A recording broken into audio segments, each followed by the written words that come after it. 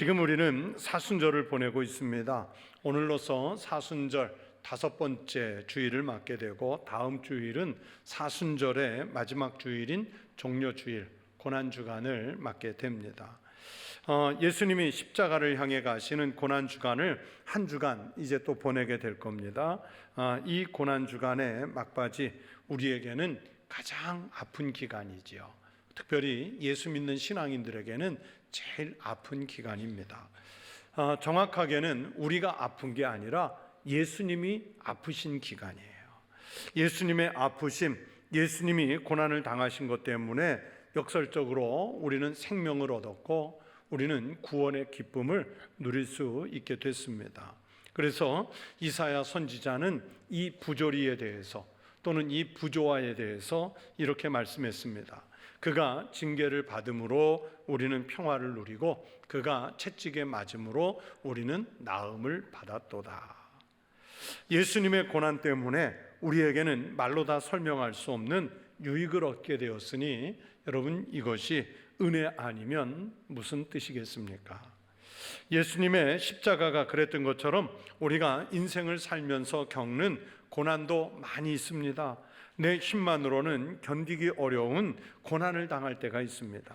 어떻게 하든지 회피하고 싶은 고난이고 환난입니다. 그런데 그 고통스러운 고난과 환난이 무조건 나쁨이기만 한 것인가? 그렇지 않아요. 예수님의 십자가가 그런 것처럼 우리에게 그 고난을 통해서 주시는 유익한 은혜가 분명히 있을 것이기 때문입니다. 그래서 시인은 오늘 본문을 통해서 고난이 유익을 줄 수 있다고 말씀하시지 않습니까? 본문 71절을 보세요.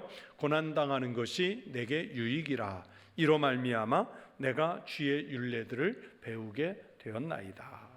고난 때문에 하나님의 말씀과 은혜를 깨닫게 되었으니 그 고난이 시인에게는 유익이 되었다는 신앙 고백입니다. 이 고백이 우리 성도들에게도 꼭 있으시기를 축원합니다. 우리는요, 세상에 살고 있는 한 어떤 누구도 완벽한 평화를 누리며 살 수 있는 사람은 없습니다. 여러분, 우리가 산다는 것 자체가 고난이 동반되는 인생 아니겠어요? 사도 바울이 믿음의 아들 디모데에게 이런 편지를 써서 보낸 적이 있습니다. 악한 사람들과 속이는 자들은 더욱 악하여져서 속이기도 하고 속기도 하나니. 여러분, 이 말씀이 무슨 의미인가 하면, 악한 사람들과 사탄, 그리스도인들을 쉴 새 없이 시험과 고통의 자리로 그들은 몰아가려고 그래요. 하나님을 알지 못하는 세상은 하나님의 백성들이 고통을 당하도록, 그래서 그 고통 때문에 하나님이 계시지 않다, 정말로 하나님이 계시면 내가 하나님을 믿는다고 했는데 나에게 이런 고난, 고통, 환난이 있어야 되느냐?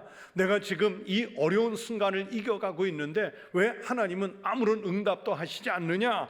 그러면서 의구심을 들게 만드는 게 바로 그 하나님 없는 사람들의 모습입니다.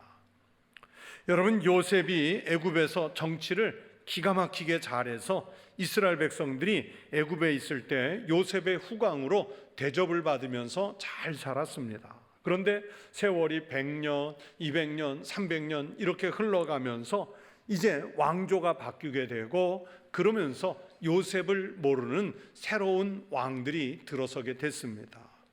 애굽의 왕들과 백성들은 지켜보니까 이방인인 이스라엘 사람들이 왜 자기네 나라 애굽에 들어와서 귀한 대접을 받으면서 존대를 받으면서 살아야 하는지 의심이 들었고, 이스라엘 민족에 대한 불만이 일어났습니다. 그러면서 그들은 이스라엘 백성들을, 즉 하나님의 백성들을 박해하기 시작합니다.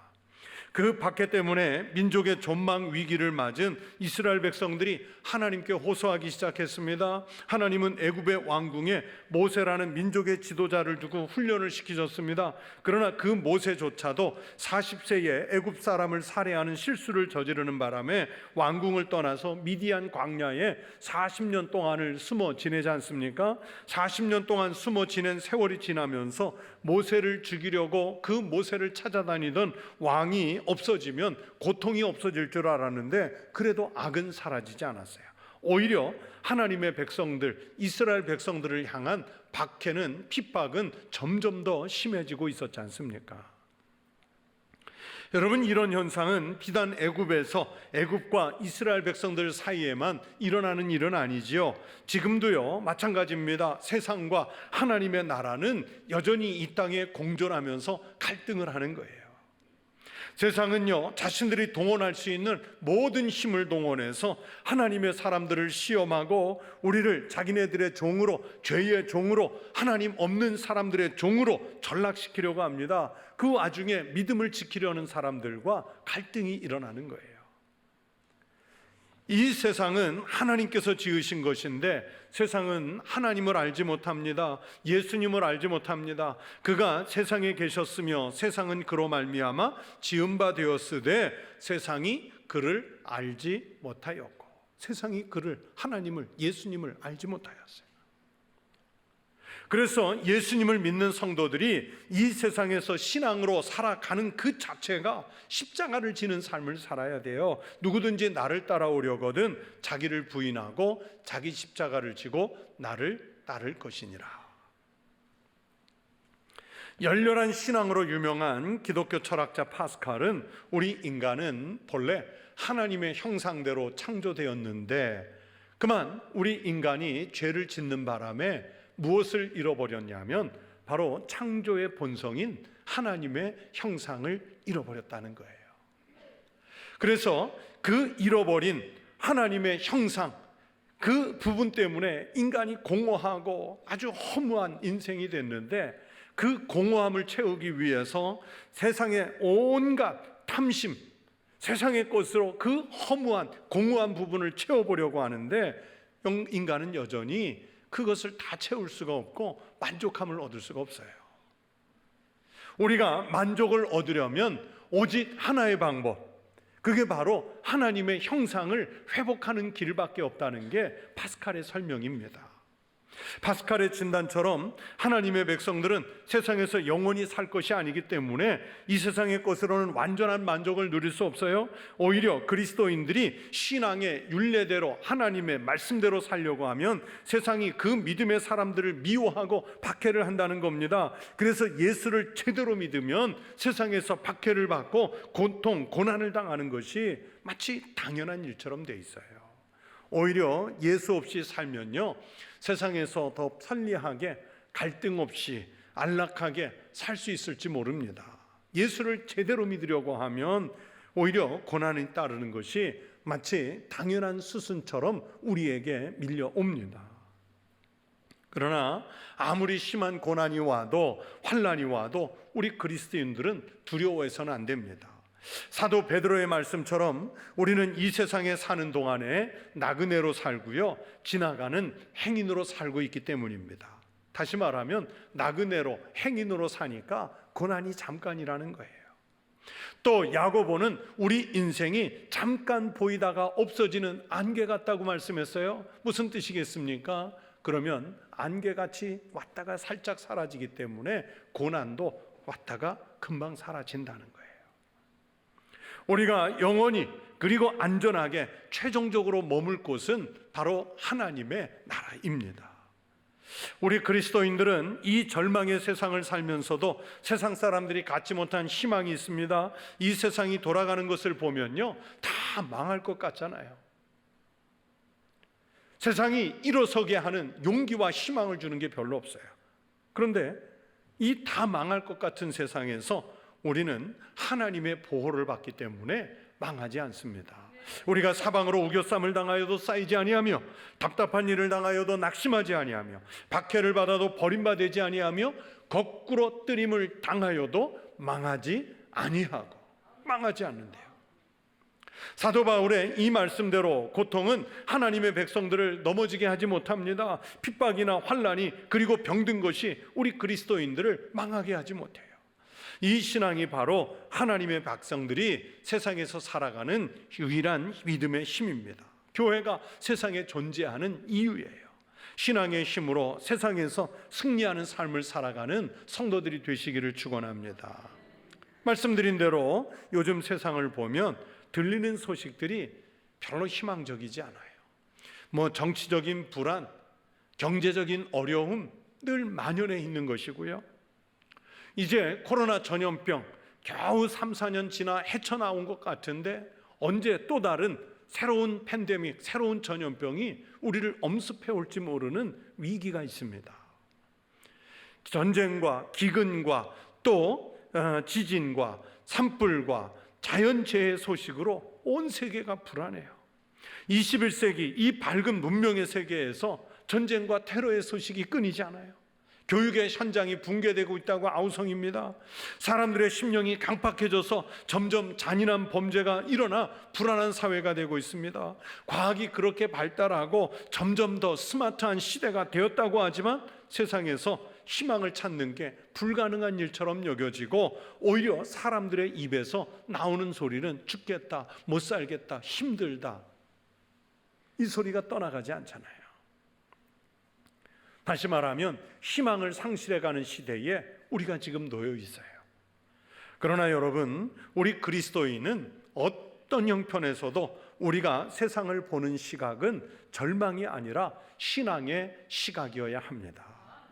지금은 정말 힘들고 어려운 때죠. 그러나 신앙의 시선으로 보면 세상이 주는 이런 고난이나 환난이 우리 그리스도인들에게 반드시 나쁜 것만은 아닙니다. 그래서 시인은 71절에서 고난을 당한 것이 자신에게 유익이 됐고 자기는 그 고난 때문에 오히려 하나님의 말씀을 깨우치고 배우게 됐다고 고백하고 있지 않습니까? 고난당한 것이 내게 유익이라 이로 말미암아 내가 주의 율례들을 배우게 되었나이다. 특히 시인은 67절에서 이런 고백도 해요. 고난 당하기 전에는 내가 그릇 행하였더니 이제는 주의 말씀을 지키니이다. 여러분, 이 시인이 고난을 당하기 전에는 자기 마음대로 살았다는 얘기죠. 하나님 없이 죄도 많이 지었다는 얘기죠. 세상 중심으로 살았다는 뜻입니다. 그런데 이 엄청난 고난을 겪고 나서 이제는 주의 말씀을 지키게 되었노라고 고백하고 있어요. 그러니 고난당한 것이 내게는 유익이라, 이 고백을 할 수 있습니다. 이렇게 고백할 수 있음이 하나님 은혜인 줄로 믿습니다. 고난이 그에게 준 축복이 됐습니다. 인간을 포함한 모든 생물, 생명체들은 할 수만 있다면 본능적으로 고난을 피하고 싶어 하지요. 위협해 들여오는 환난들을 피하고 싶습니다. 여러분, 누가 세상에 어떤 사람이 거센 파도에 휩쓸려서 정신을 잃은 채로 여기에 내팽겨치고 저쪽으로 내팽겨쳐지는 그런 인생 살고 싶은 사람이 누가 있겠어요? 고난이나 슬픔이 없는 평안한 인생을 살고 싶은 게 우리들의 솔직한 본성 아니겠습니까? 그런데 시편 기자는 오늘 말씀에서 고난당한 것이 내게 유익이라 그랬어요. 여러분, 이 말씀을 자세히 보시면 과거형으로 썼습니다. 앞으로 고난을 겪게 되면 그때 가서 하나님의 말씀을 깨우치도록 하겠다, 이런 미래형이 아닙니다. 그러니까 시인은 과거에 이미 엄청난 고난을 경험했던 것 같아요. 아니면 이미 지금 고난을 겪고 있는지도 모르겠죠. 그가 고난을 신앙으로 극복하고 그 고난을 생각해 보니까 나쁘지만은 않았던 거예요. 아니, 오히려 유익한 부분이 있었는데 고난을 통해서 하나님의 말씀의 진리들을 배우게 됐습니다. 71절, 72절에 보시면 고난을 통해서 하나님의 말씀을 제대로 깨우치고 나니까 그 가치가, 고난으로 인해서 배운 가치가 얼마나 컸던지 내게는 천천금은보다 좋으니이다. 천천금은보다 그 고난을 겪었던 게 좋았다고 고백하지요.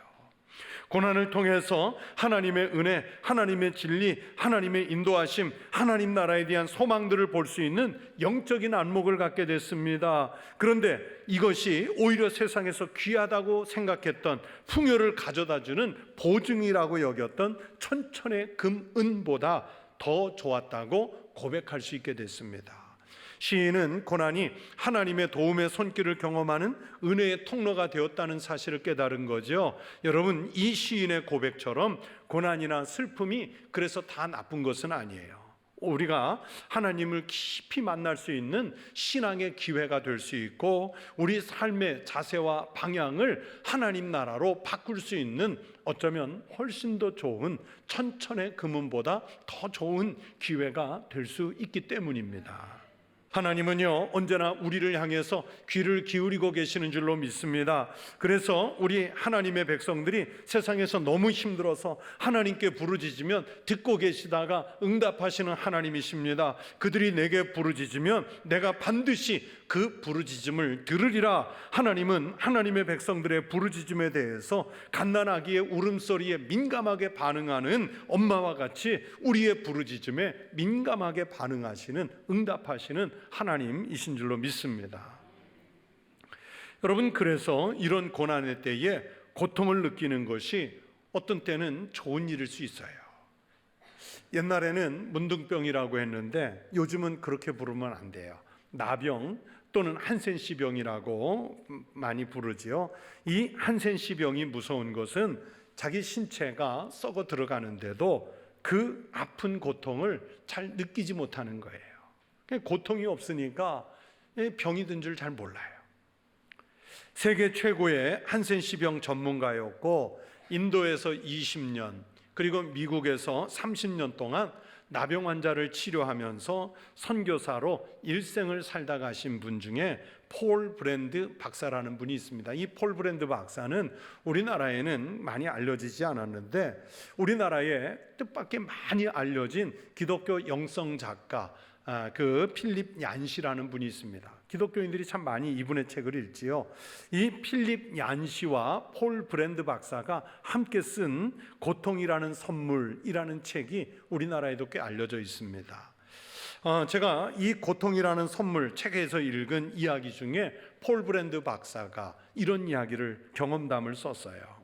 이 폴 브랜드 박사가 미국 루이지애나 주의 카빌이라는 곳에 있는 나병 환자 재활원 원장으로 일할 때 경험을 썼습니다.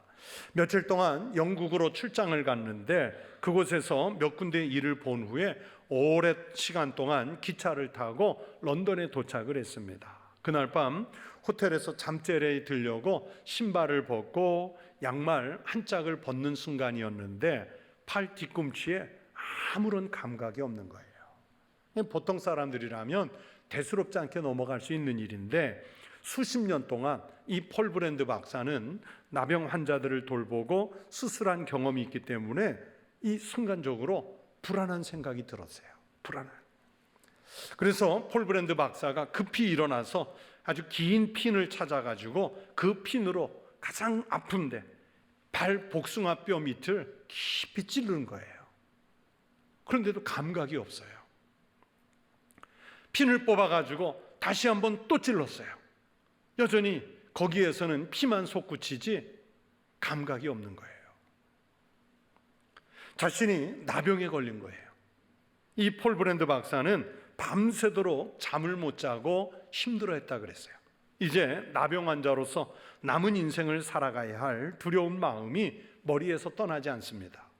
나병 환자들이 가족에게 버림받고 공동체에서 버림받고 사회에서 버림받는 것을 수십 년 동안 지켜보았기 때문에 자기도 사람들에게 버림받는 모습이 떠올랐어요.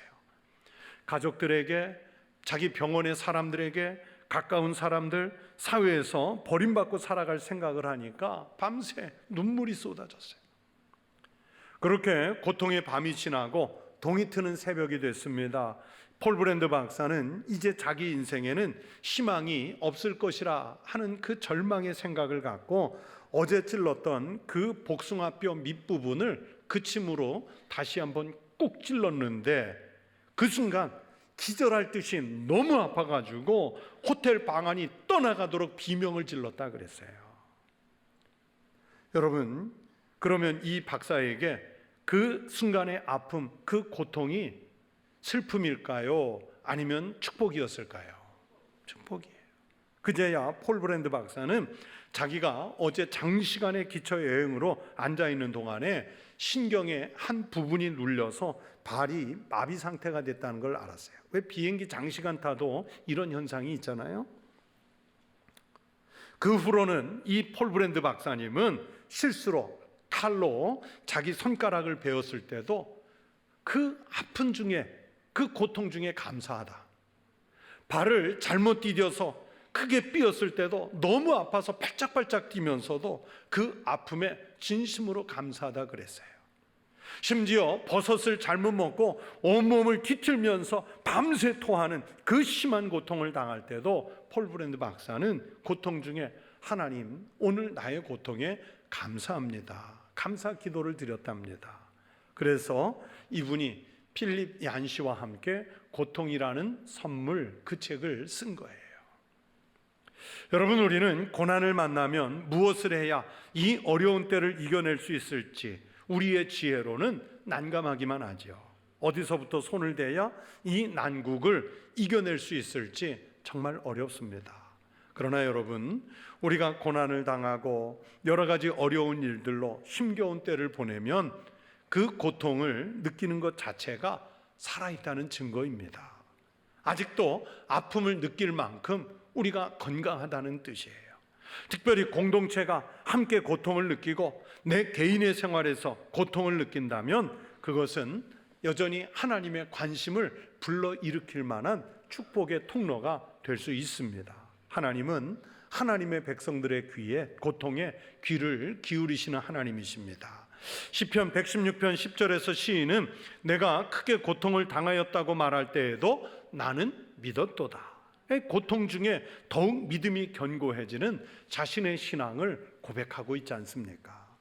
고난에 빠진 사람들이 다윗의 자손 예수여, 다윗의 자손 예수여 하고 부르짖으면서 나오면 예수님은 먼저 손을 대서 그들의 질병을 고쳐주시고 귀신을 쫓아내주시고 때로는 자녀들의 그 건강을 회복시켜 주시지 않습니까? 여러분, 그들은 손을 쓸 수 없는 그 고통, 그 아픔, 그 질병, 그 절망 때문에 오히려 예수님 앞에 나와 예수님을 만나게 됐고 궁극적으로 그게 복이 되지 않습니까? 신앙생활을 제대로 하면서 사회생활도 성실하게 하려고 하는 사람들, 즉 두 개의 세계관을 성실하게 살려고 하는 사람들에게는 언제나 남모르는 고통이 있습니다. 고난이 닥쳐올 때가 있습니다. 그러나 고난은 하나님께 우리가 눈을 돌리고 우리가 하나님을 향해 마음을 열 수 있는 참 좋은 기회인 줄로 믿습니다. 하나님은 성도들의 고난을 통해서 이루시고자 하시는 목적이 있어요. 그것을 발견하는 것이 고난을 통해서 우리에게 주시는 하나님의 축복입니다. 여러분, 십자가가 그렇잖아요. 원래 십자가는 로마 시대에 상상할 수 없는 최악의 사형 도구였습니다. 집안에 십자가 확정자가 있으면 어떻게 하든지 명예롭게 십자가를 피하고 싶어 했던 최악의 형틀이었습니다. 십자가라고 하는 것은 상상조차 하기도 싫은 최악의 죄수들에 달리는 틀이었습니다. 그러나 여러분, 예수님께서 십자가를 통해 그 고난의 길을 가신 것 때문에 그 속에 생명이 있고 그 속에 영생이 있고 그곳에 우리가 하나님 나라에 들어갈 길을 열지 않습니까? 오늘 여러분을 가장 힘들게 하는 것들이 무엇입니까? 몸이 아픈 것입니까? 아니면 가족들의 투병입니까? 또 아니면 사업 때문입니까? 아니면 자녀들의 문제 때문에 고통을 겪고 있습니까? 여러분, 그럴 때 주님의 십자가 고난을 생각하십시오. 십자가에서 쏟으신 그 피와 나를 위해서 찢으신 주님의 살을 생각하십시오. 사순절 주님께 나와 십자가를 보시기 바랍니다. 그러면 우리의 고난을 하나님은 선한 일로 바꾸어 놓으실 줄로 믿습니다. 무엇보다도 영혼이 고통을 느끼지 못하는 사람들을 불쌍하게 생각하십시오. 내게 오늘 고난이 있음은 절망이 아니라 기쁨이 되게 하십시오. 내가 겪는 오늘의 고난이 장차 내게 주님이 주실 축복의 통로가 될 것을 믿고 고난당한 것이 내게는 유익이라. 이 시인의 고백처럼 고난을 맞서 당당하게 싸우고 고난에서는 승리하시는 성도 되시기를 축원합니다. 십자가에서 부활의 생명이 잉태한 것처럼 오늘 우리의 고난을 통해서 하나님이 채우시는 축복이 들어 있을 줄로 믿습니다. 이런 신앙의 삶을 살아가시기를 주의 이름으로 축원합니다.